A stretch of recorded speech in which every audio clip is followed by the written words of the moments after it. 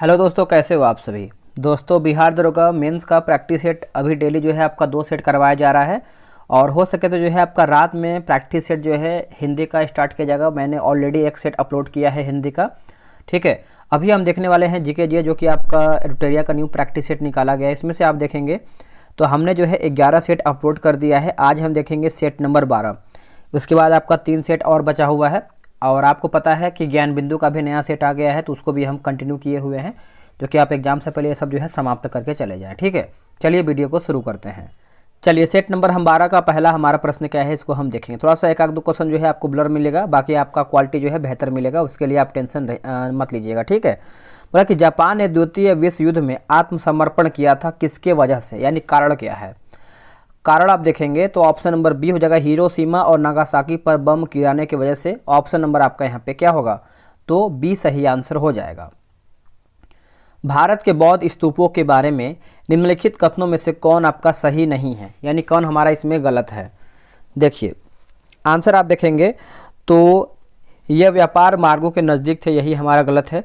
बाकी स्तूप उपासना को प्रचलन में लाने में अशोक ने महत्वपूर्ण भूमिका निभाया, सही है। ये बुद्ध और अन्य मठवासियों के स्मृति शेषों के आधान थे, यानी भंडार थे। ये ग्रामीण इलाकों में स्थित थे, ये भी हमारा सब सही है। चलिए आगे हमारा प्रश्न है क्वेश्चन नंबर 3। किस बौद्ध मूल ग्रंथ में मौर्य सम्राट अशोक का विवरण जो है समाहित है। तो समाहित है दोस्तों, बताइएगा। तो देखिए इसमें आप देखें क्वेश्चन नंबर 3 का, तो सही आंसर हमारा जो है अभिधम्म पिटक हो जाएगा। ऑप्शन नंबर जो है तीसरे का सी सही आंसर होगा। इस ग्रंथ में मौर्य सम्राट अशोक का विवरण जो है मिलता है। महाकाव्य शिल्पी है ना, शिल्पदिकारम है ना, शिल्पदिकारम किससे संबंधित है। तो ये आपका किससे संबंध रखता है। देखिए आपका कथानक में जैन तत्व हो जाएगा। ऑप्शन नंबर चौथा का हमारा बी सही आंसर हो जाएगा। यह महाकाव्य उत्तर भारत में चेदी एवं उत्तर कोसल राजवंश की उपस्थिति को प्रमाणित करता है। अगला है कि जर्मनी में नाजी दल का उत्थान किसके नेतृत्व में हुआ था, या फिर किसके नेतृत्व में किया गया है। तो देखिए इसका आंसर आप देखेंगे तो हिटलर हो जाएगा। ऑप्शन नंबर हमारे यहाँ पे बी सही आंसर होगा। नाजीवाद जर्मन तानाशाह हिटलर की विचारधारा था। आगे प्रश्न है कि 1857 के विद्रोह के दिनों में इनमें से किसे डंका शाह के नाम से जाना जाता था। देखिए डंका शाह के नाम से हम किसे जानते हैं, तो मौलवी अहमदुल्ला शाह। ऑप्शन नंबर देखेंगे तो 6 का हमारा जो है बी सही होगा। कैबिनेट मिशन योजना के अंतर्गत संविधान निर्मात्री परिषद में प्रत्येक प्रांत को आवंटित सदस्य संख्या निर्धारित करने के लिए एक प्रतिनिधि कितनी जनसंख्या के अनुपात में था। सही आंसर हो जाएगा 10 लाख व्यक्ति। ऑप्शन नंबर आप देखेंगे तो 7 का हमारा बी सही आंसर होगा। आगे क्वेश्चन है क्वेश्चन नंबर 8। बोला कि लिनलिथगो आयोग का उद्देश्य क्या था। देखिए उद्देश्य पूछ रहा है तो भारतीय कृषि में संकट से संबंधित है ना, भारतीय कृषि में संकट से संबंधित है। ऑप्शन नंबर आपका 8 का डी होगा।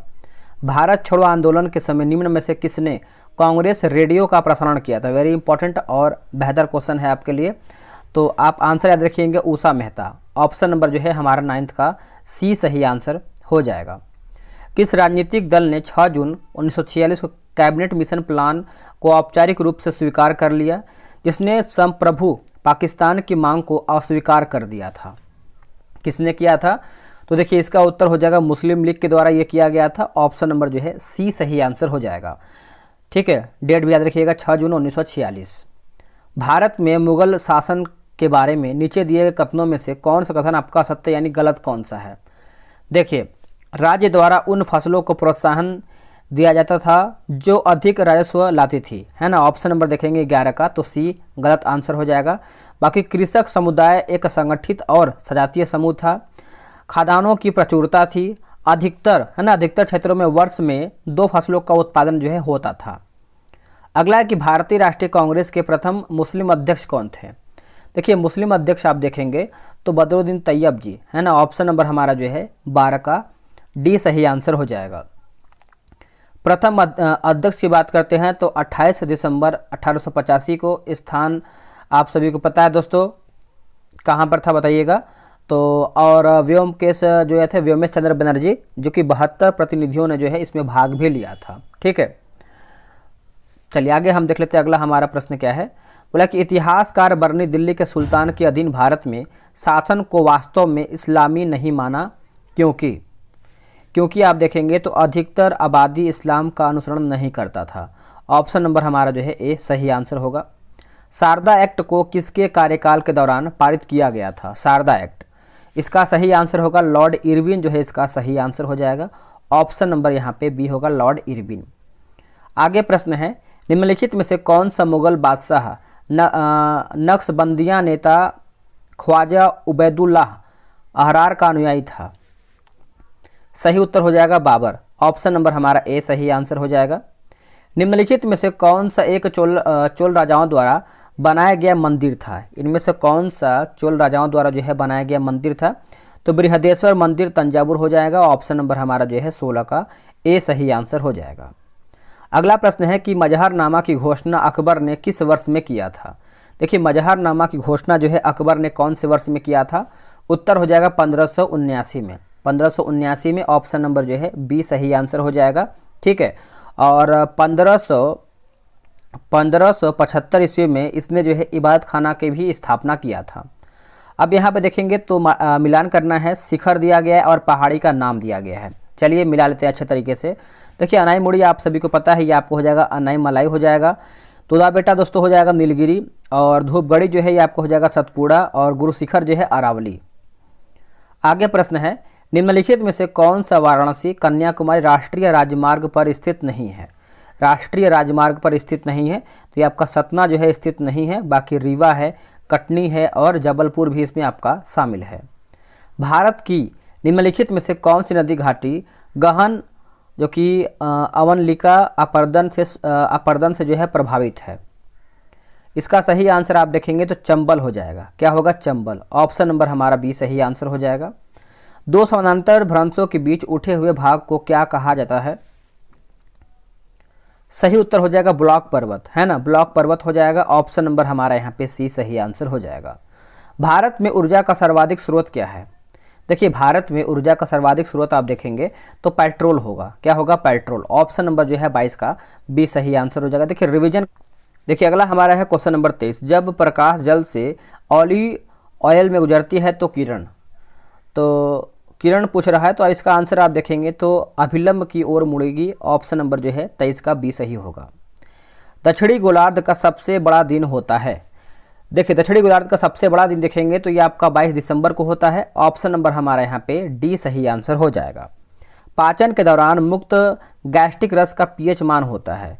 पीएच मान होता है देखिए आपका 7 से कम होता है। कितना होता है? 7 से कम। ऑप्शन नंबर सी होगा।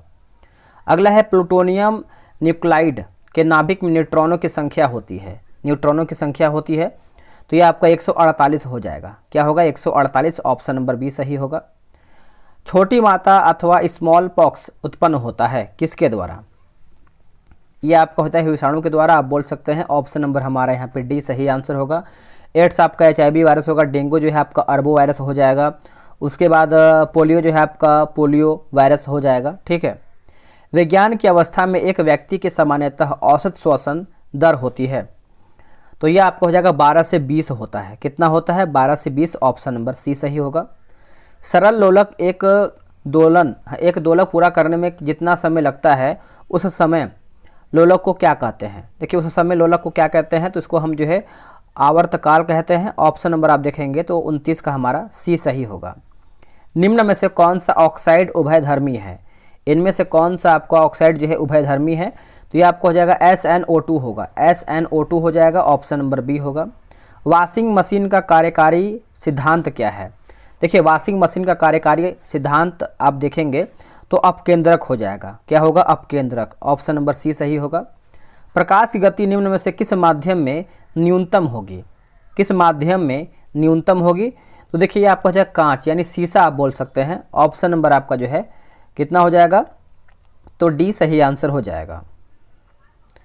चुंबकत्व का चुंबकीय सिद्धांत निम्न में से किसके द्वारा जो है प्रदर्शित होता है?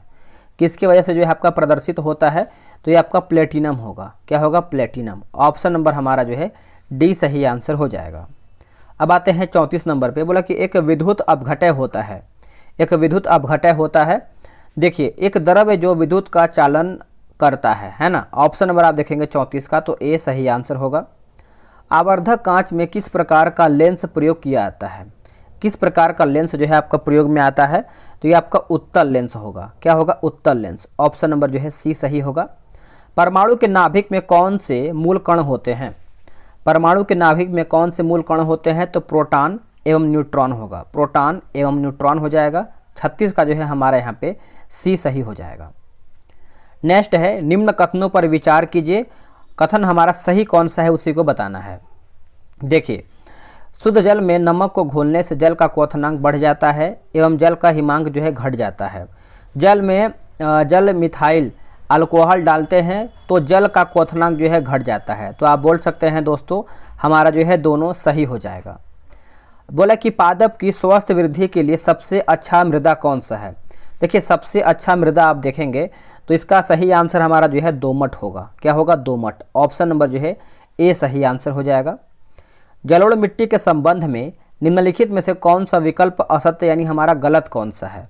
देखिए जैसे आप देखेंगे तो यह जो है सब्जियों यानी यह सब्जियां और फल उगाने के लिए उपयुक्त नहीं है, जो कि ये गलत है। बाकी यह जो उत्तरी भारत के डेल्टा क्षेत्रों में अधिकांश भागों में पाया जाता है, यह मिट्टी और रेत का मिश्रण है, यह पोषक तत्वों से भरपूर है। एक सहसंयोजक बंध किसके मध्य संभव है? किसके मध्य संभव है? देखिए समान तथा असमान परमाणुओं के मध्य हो जाएगा। ऑप्शन नंबर आप देखेंगे 40 का, तो बी सही होगा। समीकरण v बराबर u प्लस at जानकारी देता है किसको? तो ये किसको जानकारी देता है? तो देखिए वेग समय का एक कार्य हो जाएगा। ऑप्शन नंबर जो है 41 का हमारा ए सही उत्तर होगा।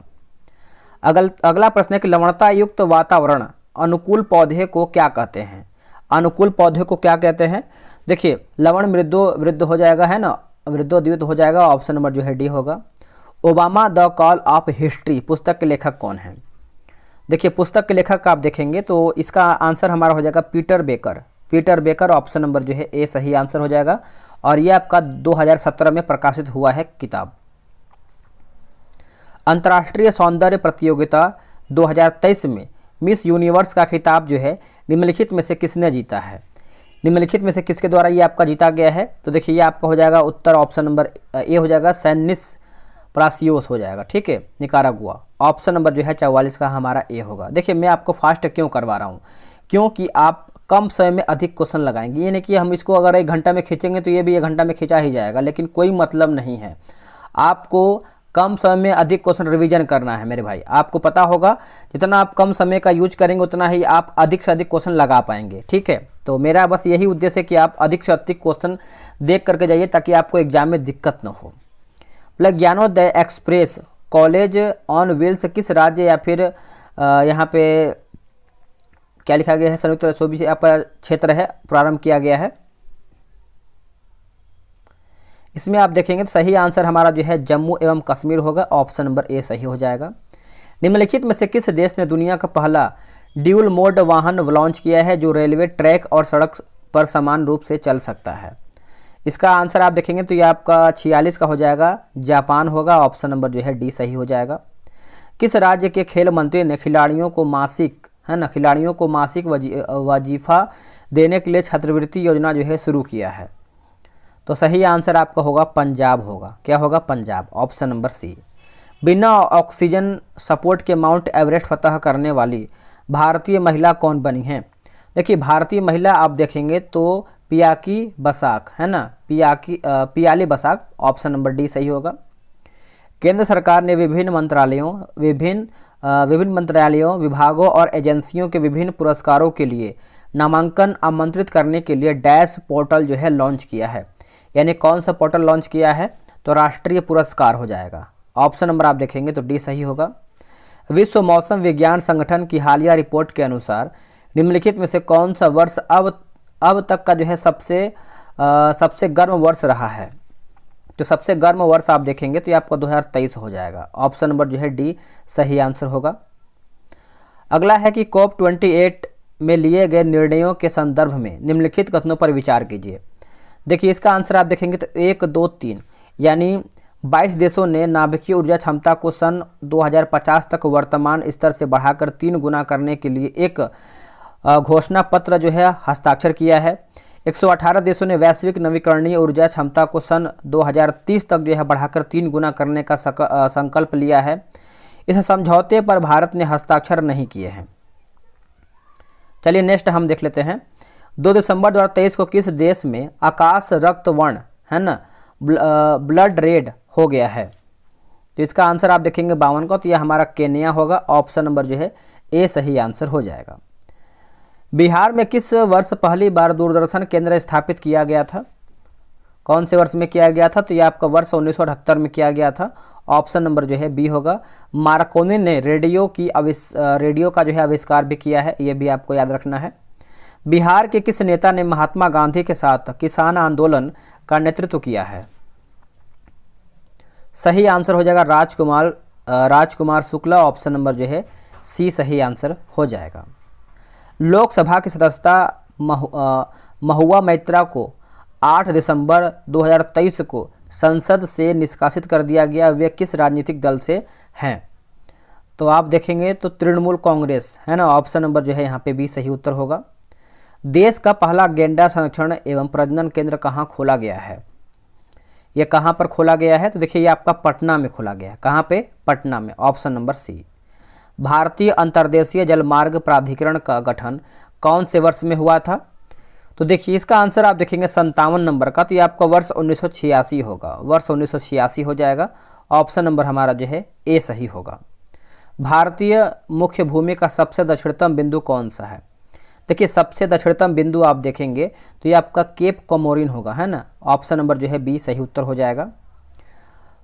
वह प्रथम राष्ट्रीय यानी नेशनल पार्क कौन सा है जिसे भारत में स्थापित किया गया था? देखिए भारत में स्थापित किया गया है, तो इसका उत्तर देखेंगे तो जिम कॉर्बेट नेशनल पार्क हो जाएगा।